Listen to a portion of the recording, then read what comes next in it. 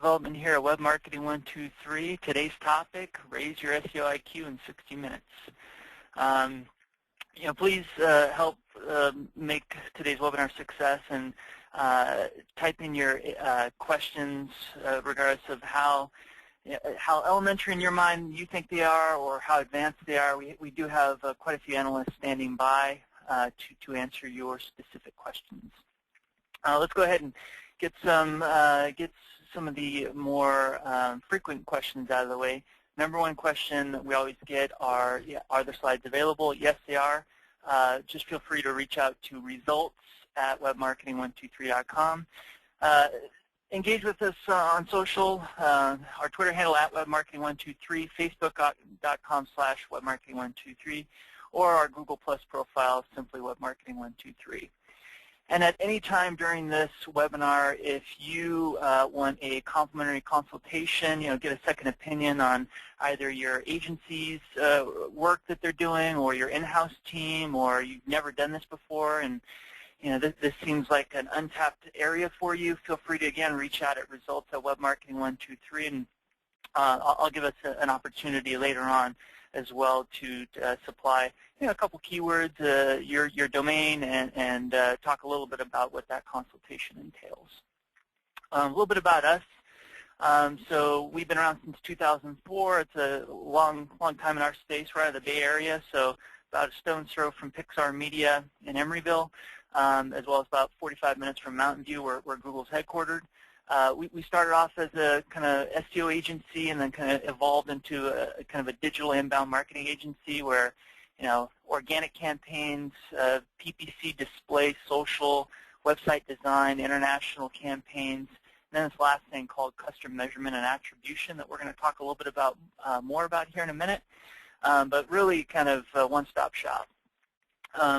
We fancy ourselves a little different from a lot of the other folks out there in a few ways. One, we like to start with the business research side and strategy, and then based off of what we agree on in terms of, hey, what are some of the things you guys are going to track and that sort of thing. We have a scorecard tracking system that we'll also talk a little bit more about here in this webinar.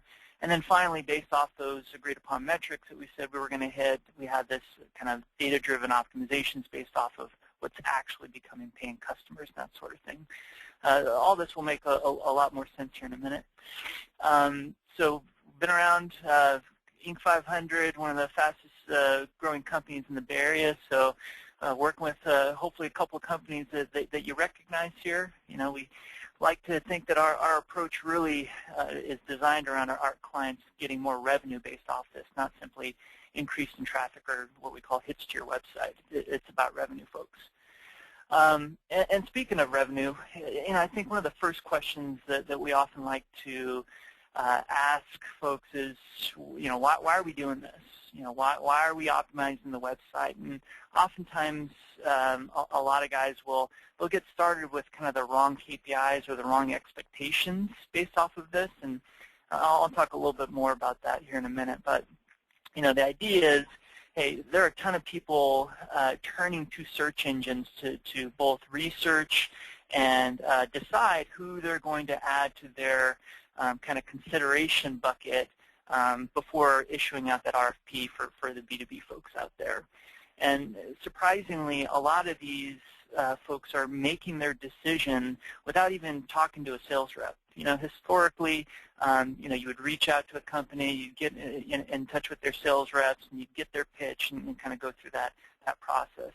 Nowadays, you have savvy consumers that are doing their research online prior to even reaching out to your sales reps. And I think there was a study done by the CEB, Corporate Executive Board, where they said that, in fact, folks are going as far as 60 to 70% through their decision process before even reaching out to a company, meaning they're reading white papers, they're doing research on the web, they're looking at reviews before even reaching out, and that's alarming to a lot of the folks that are really starting to look at this and saying, hey, I can't just sit back on my branding laurels and say that, hopefully they'll reach out to me. You got to be more proactive, and this is a kind of an easy opportunity for newcomers in the space where, if they start engaging in SEO activity, PPC paid search, and they're getting in front of these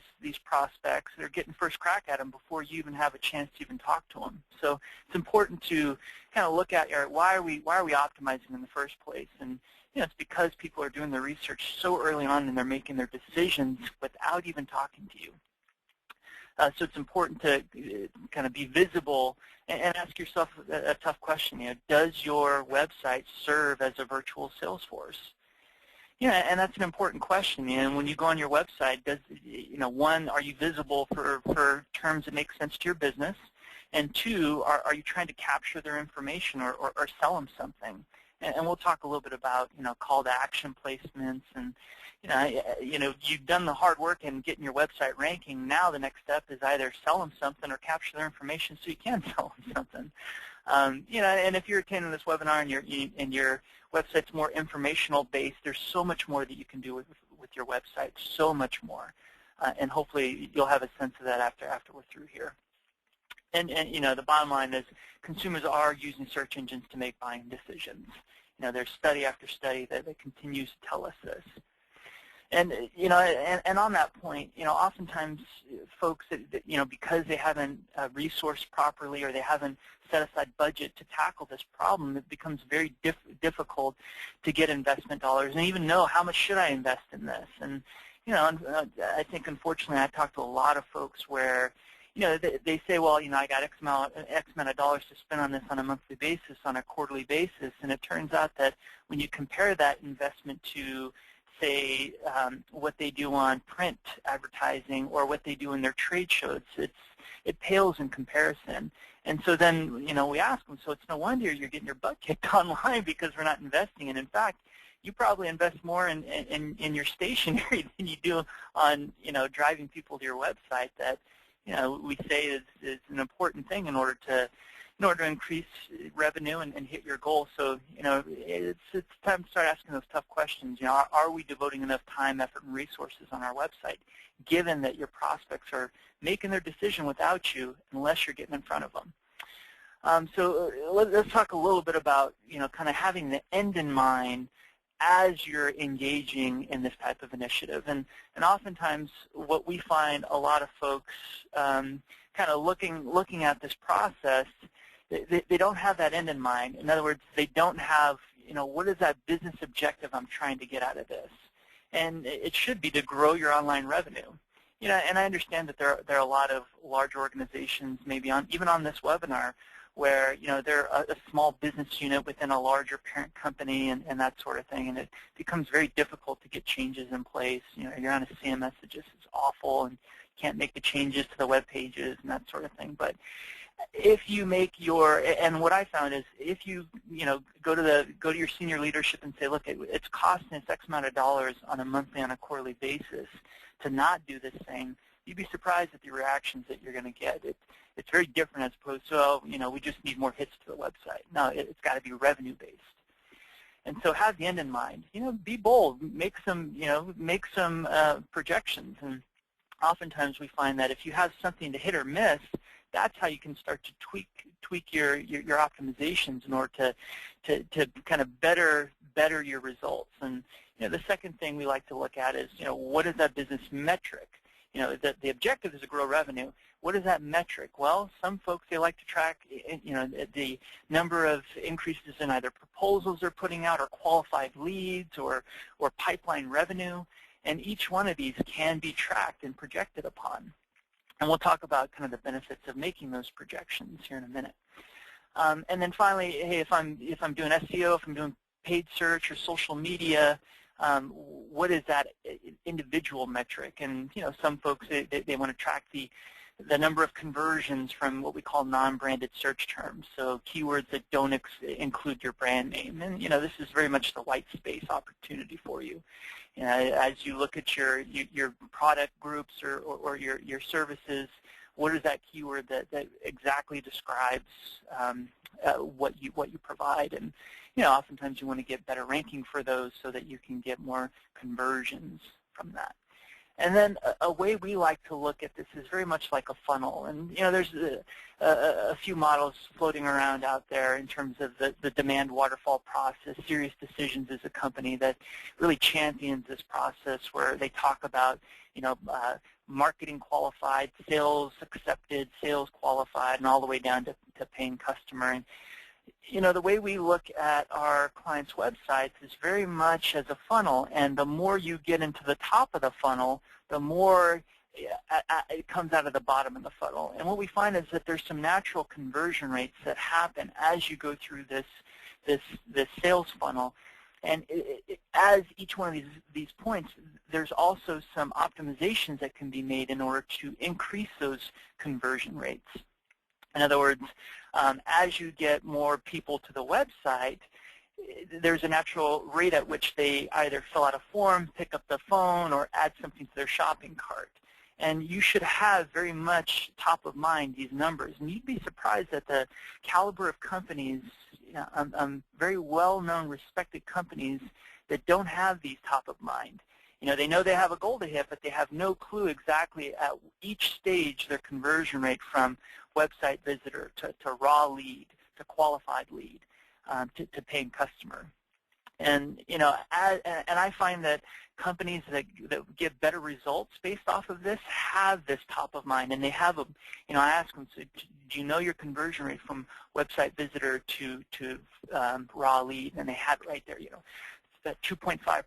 Fantastic. So the objective becomes very different. It's then, hey guys, how do I get an extra 100,000 people to the website? And so we say, okay, now we have an objective we can tackle versus, I just need more hits to the website. So then we can make projections against that. Well, it turns out there are X amount of people doing searches on these keywords on a monthly basis. Now let's kind of go through that waterfall process.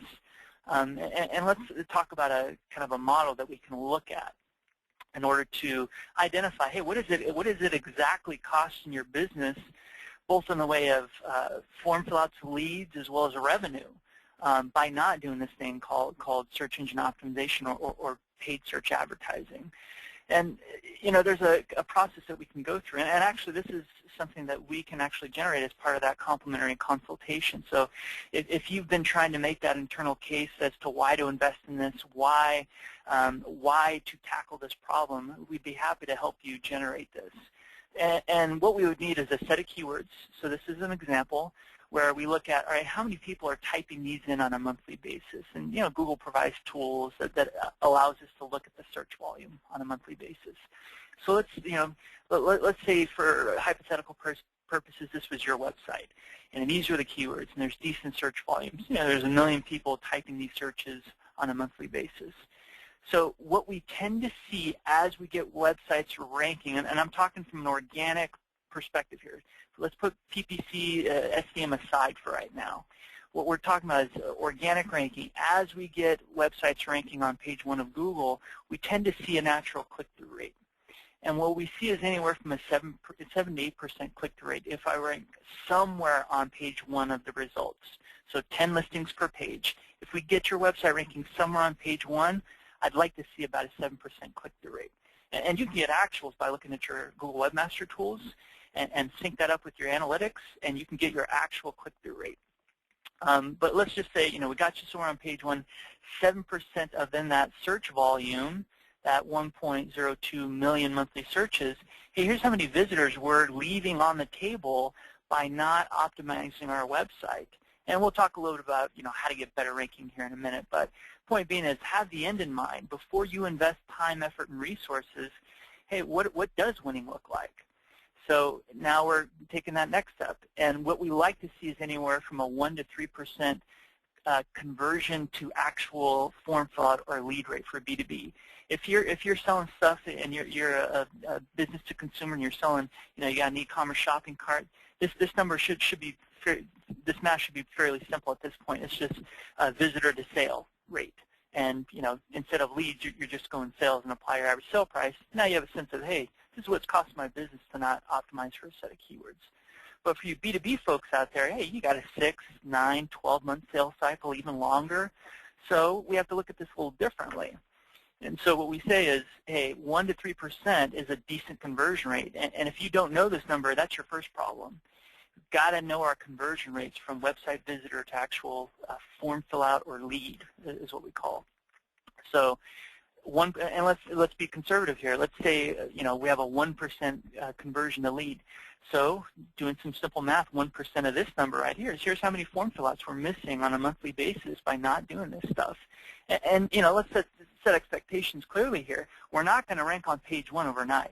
Now, oftentimes when we work with clients, it takes 3, 4, 5 months to start to see some substantial results. But this isn't an easy kind of turn the key and it's fixed overnight. I mean, it takes some work in order to get this done. But these are lasting results. Google's not just going to find you completely irrelevant for it as you start to show up on page 1. But it is something that needs to be maintained. So as we go then to, hey, what is that qualified rate? And what we tend to see is about an 80-20 rule as it comes to form fill-outs from the web. 80% are either not qualified or junk. 20% are ready to have that sales conversation. They have BANT, budget, need, authority, and timing. And you should have internally some qualification criteria before you send these leads to your sales reps for you B2B folks out there. A big kind of best practice is you should have a lead qualification person at least look at these before sending them to your inside sales reps. And if you're not, you're going to run into some issues. Very quickly, you're going to realize, hey, that sales rep says, hey, all these form fill-outs, a lot of them are unqualified. Well, yeah, that's because of that 80-20 rule we tend to see. So if you have someone sift through these first before sending them to that sales rep, that's how you start to say, boy, these web leads are doing great, fantastic, give me more of that. So then taking it a next step, we tend to see, again, a natural conversion rate from qualified lead to sale. And, this number varies drastically. And, again, you should know these numbers, especially for your B2B folks out there. Again, an 80-20 rule. And, full disclosure, I track my kind of internally my team's ability to close qualified leads, and we have a 33% close rate. For every 100 qualified leads, they have budget, need, authority, and timing, my sales rep share will close 33 of them. So my question is very different for the quarter. Hey, how do I get more people to the website? That sort of thing. So, and we're saying, hey, let's be conservative here. We've never done this before, or I didn't know it before.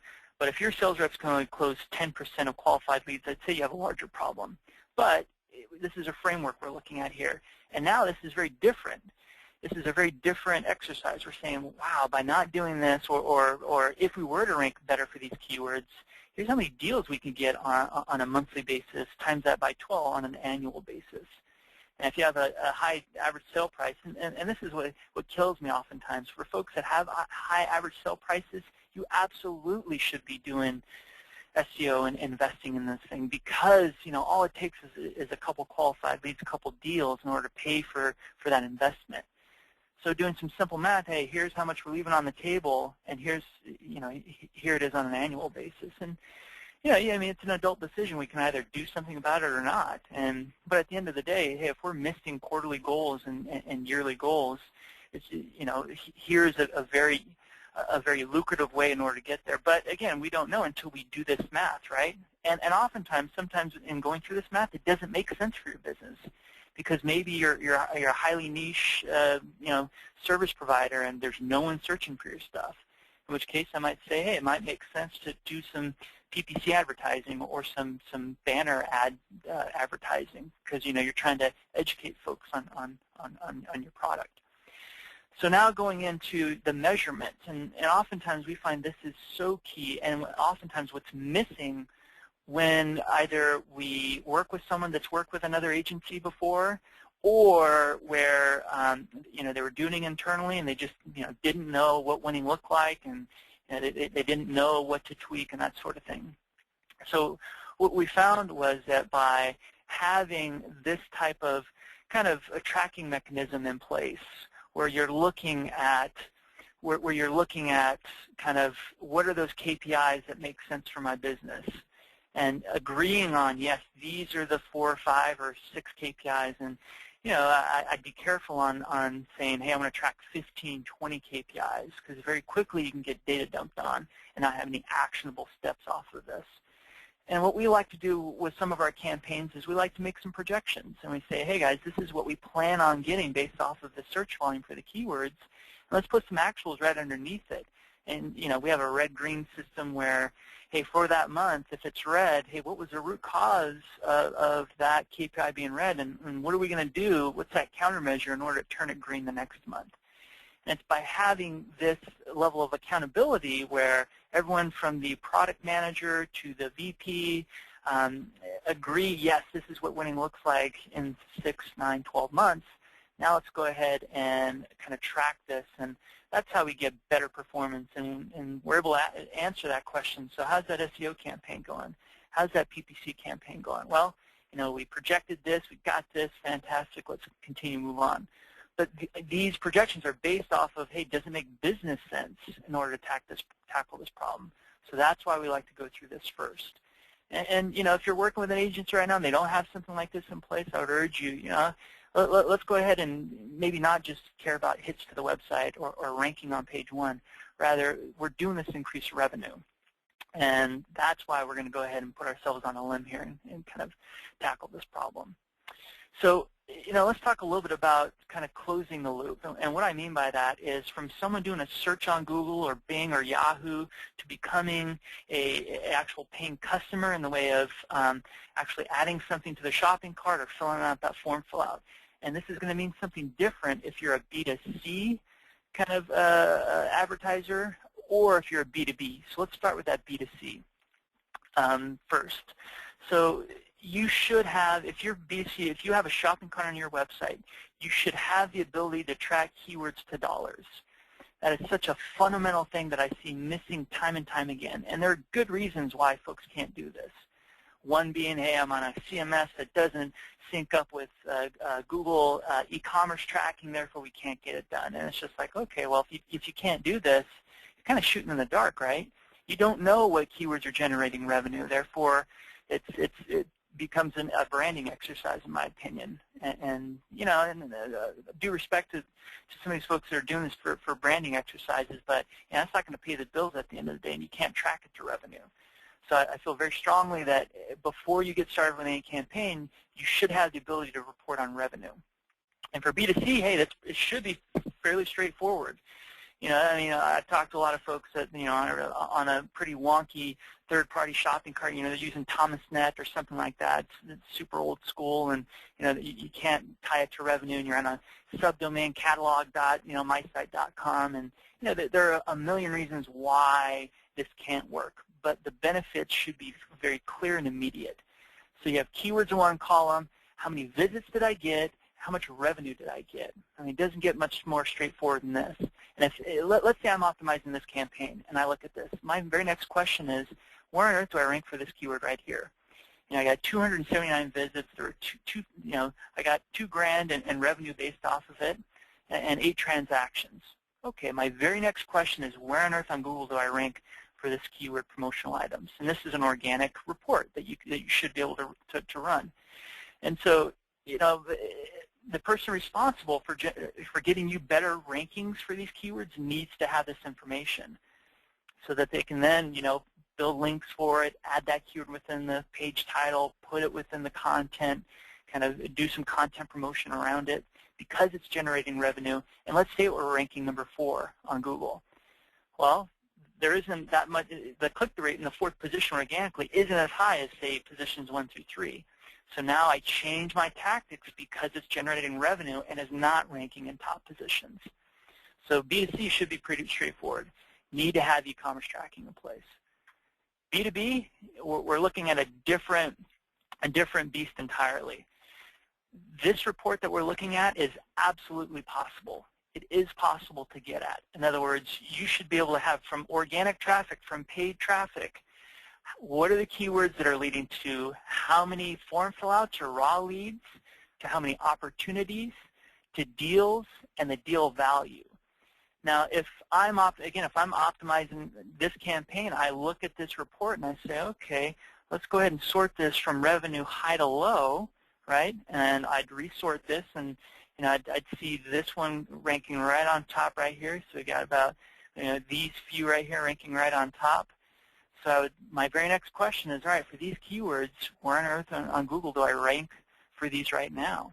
And again, if they're not within the top 3, I change my tactics, right? I don't have those same 50 keywords I've been going after month over month over month, kind of banging my head against the keyboard. I'm fluid enough. I'm fluid enough in order to change my tactics, and which is why you should be reviewing this again, best practice on a quarterly basis. What terms are generating what revenue and at what interval, and what are we going to do differently for keywords that are generating revenue and are not ranking in the top positions? So you can get this information from Google Analytics, this part right here, keywords and actual goals. But what this can't tell you, hey, it was John Smith that actually filled out this form that led to 100 grand in revenue. So that's why you need the ability to tie in your CRM data to analytics. So you need to get these two sides talking to one another. And we've developed a tool, a system, where we're able to get Salesforce talking to your analytics. So we have this tracking component called key touch attribution, where we're able to say, all right, what were the keywords? Keywords in one column, dollars in another, and individuals. And sometimes folks have crazy marketing automation systems like Marketo or Elocore or Pardot or Acton or all these ones that are rolling out left and right. And they throw up their arms and they say, well, I can't get it done. And it's just like, it's so important, especially if you know exactly what keywords are introducing folks, even though they're converting on direct, say, 2 weeks later, this is possible. So again, if you're kind of having issues kind of reporting on revenue, that sort of thing, we have expertise in getting that done. I'd love to talk to you. So the important thing is, before you get started in this, close the loop from search to revenue. And by having that, then you can start to say, I'm starting to get X amount of dollars from each one of these.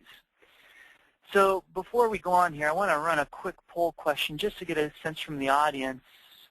Hey, do you have any goals in place? Oftentimes so many folks don't have goals, so it's no wonder why we're not doing better at this. And maybe some of you have goals and you're reaching them. Some other folks might have them and are not reaching them. And if you don't know, then that's probably a larger issue, especially if you're responsible for driving revenue for your business. So we'll give this a couple more minutes. We'll close it out and we'll be able to share this with you. So far we got 42% of the audience have voted. And wow, a whole lot of you are not tracking goals, but need to. That's good to know. Let's close it here in just a couple more minutes. Let's get at least 70% of the audience voting, and we will close it out here in a second. Great. All right, so let's close it out, and let's go ahead and share this. So I'm actually quite surprised at this.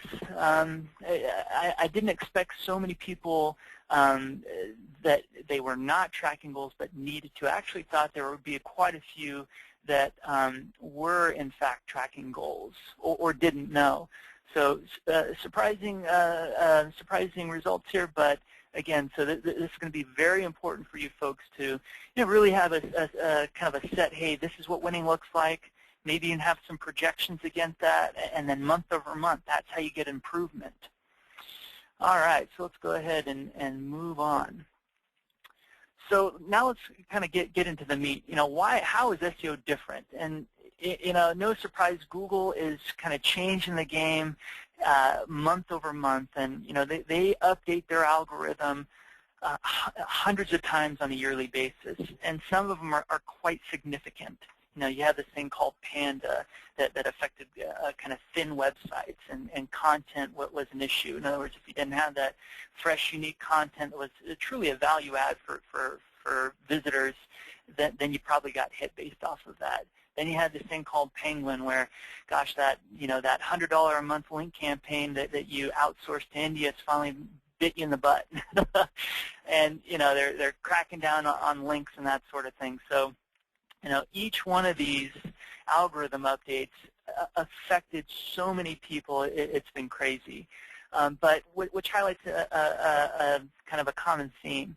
Unfortunately, I think that a lot of folks, they're too close to their campaigns and they don't have that benefit of perspective. And us being an agency, one of the benefits of working with an agency is because we work across so many different verticals, across so many different websites, we're able to do some very quick testing to see, was it page titles that was affected? Was it link building? Was it meta descriptions? And we're able to very quickly counteract some of those changes that they rolled out. But the point being is, you need to have kind of a holistic, integrated strategy these days because Google is so dynamic. And I think that what's helpful to see is just simply looking at Google's search results page and how much it's changed over time. And it's much more social these days. And you look at the results, and there's so much going on. Before, you kind of had the organic results, and you had the paid on the right side here. Never mind them kind of switching them over to the left side and putting them in the top two. It was organic on the left, paid on the right, and it was pretty static, and let's be honest, it was kind of a boring results page. These days, it's a lot more social, a lot more interactive, and you got the knowledge graph over here on the right-hand side where Google's trying to kind of keep you, provide answers for you. You type in weather, and it will give you exactly what the weather is that day, and that sort of thing, and a lot more social results that you're getting these days, which highlights the need to, hey, I might need an actual social strategy in order to even do better within the organic listings. And it's no surprise Google's come out and said we do look at social signals when determining organic results, and that's changed the game in many respects. And further, they're saying, and you might want to get a Google Plus profile in order to help make it easier for me, Google, in order to give you better credit for the content that you do generate. And we'll talk a little bit about best practices around that. And, speaking about that robust search results that you're getting now they're starting to kind of pull kind of user-supplied metrics on your web pages and display them a little bit differently. And so I have two sets of results here. And let's talk about each one. This top one I did is search for cloud computing. And we're talking, that's a non-branded kind of a B2B type of keyword. And here they're pulling in what we call kind of rich snippets, microdata, kind of structured data you'll hear. And there's different ways in order to supply this information within your actual code, within your web page, in order for Google, to incentivize Google to pull it. So here they're pulling in two things, right? This one stands out. If I'm looking at these three results, I might click on this guy right down here because it's showing a nice photo. It's showing me, hey, this guy's active. He's got 9,000 kind of in 9,000 Google Plus circles, and so it's a lot more robust. It stands out than these two right here. So even though I don't rank in the top position, I'm probably going to get a higher click-through rate because it stands out. And let's look at this last one down here. This is more of a product-based result. You do a search for mascara. And this one ranks somewhere below the fold on page 1, but it's the only one that has these star ratings right here. And so the first step is to one, have a kind of a rating system on your products. And then the second step is to actually supply the code so that Google knows, I should pull the rating, the number of reviews, this sort of thing from your web page. And just looking at what that code looks like really quickly, here it is. And so based off of the code of this web page, they're pulling, here's that item prop, and this is structured data, and I'm going to pull the rating, 4.6, and display it right here. So now it stands out from the rest of the results. Even though I don't rank in top positions, it's going to affect the click-through rate. So I'm going to get more visitors to the website. So a best practice is to provide microdata. And a good place to start is to look at schema.org on information on how to mark up your web pages. And there's a lot of kind of SEO-friendly plugins, especially if you're on a WordPress site, that'll help you with that structured data. to where you don't have to go in and know HTML and plug them in, that sort of thing. But things that you can mark up are reviews, people, products, which is a big one, right? Business, recipes, events, and music. Oftentimes even providing your breadcrumbs within the structured data. That's also another best practice so that they can go to that deeper page right from the results page. So that's one thing in order to take advantage of some of these new changes is to provide kind of structured data so Google can pull from the web pages. Another thing that Google has come out and said is, you're starting to hear Google authorship. And the reason this is important, again, Google's job at the end of the day is to provide the most relevant, unique content based off of a user search. And, they've been fighting spam since day one of doing this game. And what they've started to realize is, hey, let's supply authors a mechanism so that they can tell Google, hey, I am the original author of this piece of content. And if anyone else on the web ends up using that same bit of content, you'll know it's duplicate content, and they scrape my web page. And it also gets folks to use Google+, right? So one of the criteria in order to tell Google that you were the original author was to have a Google+ profile and link that profile to the web page on your site. In this case, let's say it was a blog. And by doing that, then they can pull some of the structured data, for instance. So if you didn't supply that manually within your HTML, by kind of verifying with Google that you were the author, again, by creating a Google+ profile and linking it to your blog, let's say, for instance, that's another way to get some of these robust search results. And here's a couple examples from our website. And so again, the benefit is enhanced search results, enhanced click-through rate.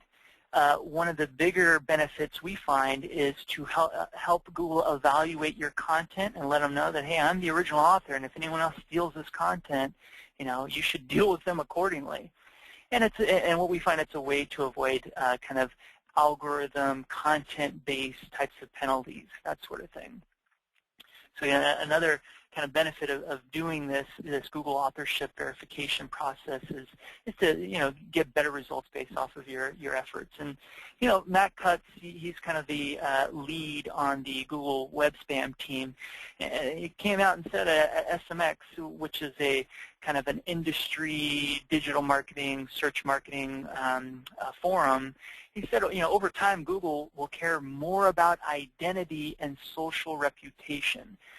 So, if you don't have a Google+ profile, Google's moving more and more towards these social results and that sort of thing. So I'd, create that profile, link it back to, if you have a blog on your site, or back to your website, so that they can kind of give you credit for that original content. And Google said, hey, we're looking at more social signals in determining determining whether or not you are the original author. And social, you have this thing called social SEO, where these social platforms are becoming more of search engines. So you can do searches within Facebook, within LinkedIn, within Twitter, and that sort of thing. And it's becoming more and more important to have more of a social strategy, and even if the end goal is to get better results from your SEO activities. Another way to kind of increase your SEO IQ here, and you're hearing more and more on mobile search, and you got to have a mobile strategy, you got to have a responsive design, and more and more people are turning to mobile devices, and yes, that is true, but we're going to kind of take a deep dive here in a second. And I know some statistics you've seen, this one in particular, mobile traffic as a percent of total website traffic has nearly doubled from Q4 2011 to Q4 2012, from 10% to 18%. And, but don't take my word for it. You could look at this stat and say, I think that's true. Go into your analytics, and and if you don't have Google Analytics, and if you have Site Catalyst or Core Metrics or all those other systems out there. There should be a way in there to look at and separate your PC from your mobile traffic. And let's take a look at what that might look like here. So this is a report that you can get within Google Analytics, where it's right there, clear as day. It'll say mobile on the left-hand side as you log in. And if you don't have access to your analytics and you're responsible for revenue for your website, I would seriously try to get some access or reporting or something. But even with this view right here, and this is a very simple report, it is so telling.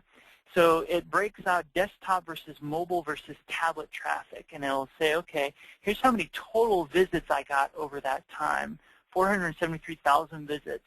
By and large, the majority are from desktop visits. And, doing the math right here, cowboy math, that's about 5% of total traffic was mobile devices. And a little less, let's call it 6%, and about 5% for tablets. But look at the pages per visit on mobile traffic here. So you got 2.85 versus a site average of 5. Right away, a little red flag goes up and says, okay, what's going on here? Why are mobile visitors spending more time on my pages? Well, it might have to do with the fact that you don't have a responsive design, and pull up your website on your mobile device, and and again, I would say is 5% of your total traffic a big problem? Is this worth investing 20 grand, 30 grand in order to make your website mobile responsive? I don't know. It might be. And look at time on site here, 2 minutes and 44 seconds versus a site average of 4 minutes and 23. Okay, that kind of raises some red flags and that sort of thing. And bounce rate. Good news here is that the bounce rate isn't nearly, it's worse of the three, but it's not totally terrible. I mean, I've seen some websites where they have an 80% bounce rate for mobile devices, which is quite high in my opinion. So, this is all well and good, but the next question is, especially if you have, if you're an e-commerce website, is how much revenue? How much revenue am I getting from each one of these? And again, a report that's available right in Analytics if you have Google e-commerce tracking in place. So I'm looking at this and I'm saying, okay, again, 2,800, 5% of total traffic, and I'm only getting $1,700 versus, say, from tablets where it's 6-7 times as much. So now even a higher red flag has gone up for me, and I say, okay, one, is 5% of my total traffic worth making my website mobile responsive? And it might be, and you're going to have to do a cost-benefit analysis and really tackle that. But the respondent, and this is more of a metrics-based approach as opposed to just as opposed to someone saying you need a mobile responsive device, kind of mobile responsive site. Before I said, whoa, let's pump the brakes. Let's make some kind of quantitative assertions here. Then let's go ahead and tackle it based off of that. So hopefully that gives you a better sense to answer that problem. Do I need a mobile kind of responsive design site? All right, so now let's kind of dive into, oftentimes a lot of folks have issues with kind of making it clear, very clear what you want me to do as I'm on a particular web page. And so you should be able to kind of answer these 3 questions within 3 seconds or less. Where am I? What can I do here? And why should I do it? And this becomes more important, especially as you get better ranking for particular keywords that are non-branded. They don't include your brand name. So it becomes very important to supply that visitor very quickly, hey, where am I? What can I do here, and why should I do it? And I want to show you guys some examples really quickly so that we can look at, answer those questions. So here is a Capgemini, someone who's been on our webinars I've talked to in the past. They recently spent, I imagine, quite a bit on a website redesign. And in my opinion, I think they don't answer those questions very quickly in terms of what can I do here very, very clearly. Especially if I typed in infrastructure services, which looks like a keyword they wanted to get ranking for this web page. And so you have a lot that's going on here. They've done social integration, which is great. But if it's that one thing, what do you want me to do here? They're making it kind of a little bit more difficult to answer that question because there's so much that I can do here. They want to contact our experts. I can go to the resources. Again, contact our experts. And what we find is if you supply more than one call to action, the tendency is not to do any of them. Again, don't take my word for it. I might do some A/B testing on this page. So now let's look at another example.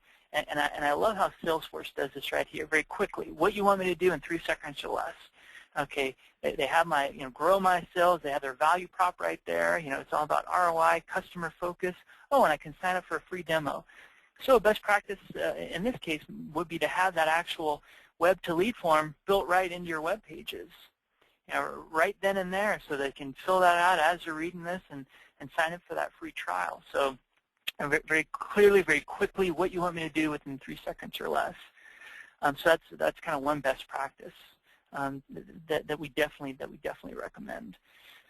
So going back to our webinar here. So where am I? What can I do here, and why should I do it? And especially within those first two, where am I and what can I do here? New visitors must have answers to these first two crucial questions. And after that, why should I do it? So the clear value propositions, we saw Salesforce provide right up top. It's all about ROI. It's all about ROI. And then again, you need to leverage A/B testing and do so on a regular basis. And I think that it's easy for us to, make some assertions and say, okay, this is going to perform better. And, I've been doing this long enough to realize that sometimes those obvious kind of hypotheses aren't exactly as clear-cut as they used to be. And the one way to be sure about this is to do some A/B testing. And they have some very easy platforms out there. Optimizely is a very simple A/B testing platform that you can get installed without screwing up your Google Analytics in order to do some A/B testing. And a lot of folks, multivariate testing is another type of testing that you can do. But crawl, walk, and run here. I like simple A/B tests. It keeps it easier. It doesn't require a super high sample size. But let's talk about the clear benefits here. And this was actual results based off of a client that we actually did 3 things with. One, we got them better traffic to their website. So before and after here, we increased their visits by 20%. So that's all well and good, but now we got to make sure that we're getting better traffic. So we got better traffic by optimizing for the right set of keywords, right? So the bounce rate actually declined after that. And then the third part here, we put very clear call to actions and, not multiple call to actions, very clear ones that, 3 seconds or less, and we were able to increase that conversion rate by 100%. So instead of for every 100 visitors getting 2 form fill-outs or 2 people going through the shopping cart experience, now we got 4. So, and in doing this math here, so we're getting more traffic to the website, we're getting, they're staying on the site longer, and we're getting more conversions. We're able to increase leads by 200%. And again, going back to that funnel, when we first talked about this, it becomes a very different exercise as you start to increase the conversions through the sales cycle. And so by doing A/B testing, you can really have dramatic impacts on your revenue situation. And then link building. I think that it's no surprise, link building has changed over time. It was enough to do a bunch of directories and press releases back in the day in order to get better ranking for keywords. And in many respects, I still see, believe it or not, directory links and press release links still add value, believe it or not. And, I'm not saying that should be the case, but your end goal, I feel, is, well, first you should, close your loop. Know from website visitor to paying customer. That's your first charge. Then know what keywords are actually generating revenue so that you can kind of change your tactics and at least have a clue as to what keywords to get links for. But one best practice we're starting to see is to diversify your link portfolio, and let's get some higher quality links. And this is one easy thing that you can do. We try to supply folks with some very quick ones. Hey, set up a Google Alerts for your brand name. And anytime someone mentions your brand name, reach out to that webmaster and request that link. Ideally, you want that keyword somewhere within that link. That's still a little best practice. Not quite as much as it was back in the day. We're starting to see brand plus keyword as being a higher quality type of link, less of a spammy type of link. And get it pointed back to the web page you want ranking for that keyword. But the only way you'll know that is by having very clear, hey, what keywords am I trying to get ranking for what pages? But again, spammy links don't work as well as they used to. You need to diversify your link portfolio. This is one quick tip in order to get that done. And then this idea of having a successful content marketing strategy. And it should be keyword-driven content strategy. And if you don't have a content calendar, that's one thing in order to kind of get your ducks in a row. Get better results based off of this stuff. Have your blueprints. And oftentimes we find that in going through this process with clients, it's a liberating process at the end of it. They say, finally, we have a to-do list that makes sense, that's tied into the keywords we want to get ranking for. But you got to ask yourself, do I have the resources to do this internally, or do I need to get help? And then ultimately, you got to have that measurement piece in place. Otherwise, it's just a branding exercise. And again, going back to that kind of very clear roadmap, we like to build a kind of our blueprints for our campaigns. And so we have our keyword mapping document and our content guidelines very clearly laid out. So this is another thing that you should have in place. Otherwise, you have no clue what keywords you're trying to get ranking for what pages. And as I look at these web pages, these 3 keywords better be somewhere within this web page. And if not, let's go ahead and build that content around it, and let's assign an owner to it. Is this something that a product manager can do, or is this something that I'm going to lean on my agency in order to get done, or that content writer, gosh darn, I'm going to do it myself. But ideally, you have this roadmap, so it's very clear exactly what you need to get done in order to get better ranking. And then ideally, because you've closed that loop, remember for the B2C folks out there, you got e-commerce tracking in place, so you'll be able to have keywords in one column, dollars in another. And then for you B2B folks out there, you got to close that loop. So, you got to get your analytics talking to your CRM system, pulling keywords and sources, tie them to individuals.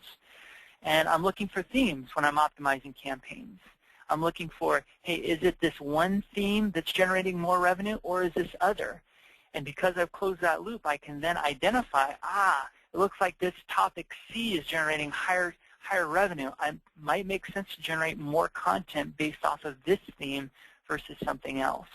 So that's a kind of very clear benefit we start to see, and we're starting to employ for some of our clients. And then this idea of kind of leveraging social media for SEO, and it starts with having that content calendar. And as part of that content calendar, you should have some social components in there where, let's say and start slow. For the next quarter, make it a point to generate a top 5 tips on why your product is so much better and how it's so much more added value than someone else's. And you're going to have to invest some time or effort or resources into it. But the point being is, before you generate that content, you have your keyword mapping document, and within that piece of collateral that you're syndicating, put a link going back to the page that you want to get ranking for that particular keyword. Then you syndicate it through Twitter, through Facebook, LinkedIn, these types of channels. That's how you start to get that natural lift in rankings through leveraging social media through it. And of course there's best practices in tagging the links. For some of you folks who are familiar with UTM tagging using the Google URL builder, it's definitely best practice, so that if someone actually clicks on that, you'll know that they did so based off of a Facebook post or a LinkedIn post. And if that was complete Greek to you, I'd love to talk to you about how that works and ways to kind of track your social activities and pulling them into your analytics and that sort of thing. But definitely before you generate this content, it should be with the keywords that you want to get better ranking for in mind. All right, with a couple minutes left, let's talk about some of the key takeaways here. So as a result of kind of new media, new platforms, algorithm changes, SEO strategies must evolve with it. And before you do that, you need to have that clear kind of measuring revenue contribution in place. You need a closeout loop. So important. Otherwise, you have no clue what keywords are generating revenue. Link building is still a predominant influencer, but we're also starting to see authorship and social signals playing an increasing role. So creating that Google Plus profile, getting authorship in place, these types of things are only going to help you. And Google's website team, they're giving us clear signals saying we're looking at social signals. And then for improved search rankings, you got to focus on that long-term content marketing strategies. But before you generate that content strategy, you need to have that content calendar and that keyword mapping document so that everyone's on the same page and you have your blueprints and your plan of attack. And then finally, I've hammered on this enough. Close that loop on measurement, so you know exactly how much revenue you're getting based off of each channel. And a surprising thing happens as you start to report on revenue. One, you start to get some more shine, especially on the marketing side. If this is your core function, you're no longer a cost center, you're a revenue driver, and it's not a budget to be slashed; it's one to be increased. All right, so hopefully this was helpful for some of you folks. Hopefully we've increased that IQ just by a little bit. But again, if you'd like to get a second opinion on how your campaigns are performing, maybe you're working with that agency and you're just not getting the same results, or maybe you got someone doing this in-house and might make sense in order to get a second opinion. I'd love to talk to you. All we'd need is a couple keywords, your top competitors, and hey, what are some objectives for the year? Very quickly, what you'll get out of it is a clear ranking report. Hey, we'll give you a sense of what is it costing your business to not do this thing called search engine optimization or paid advertisement. We have a calculator that we use for paid search as well, and maybe some quick wins and actions that can help you accelerate results from your inbound marketing campaigns. All right, fantastic.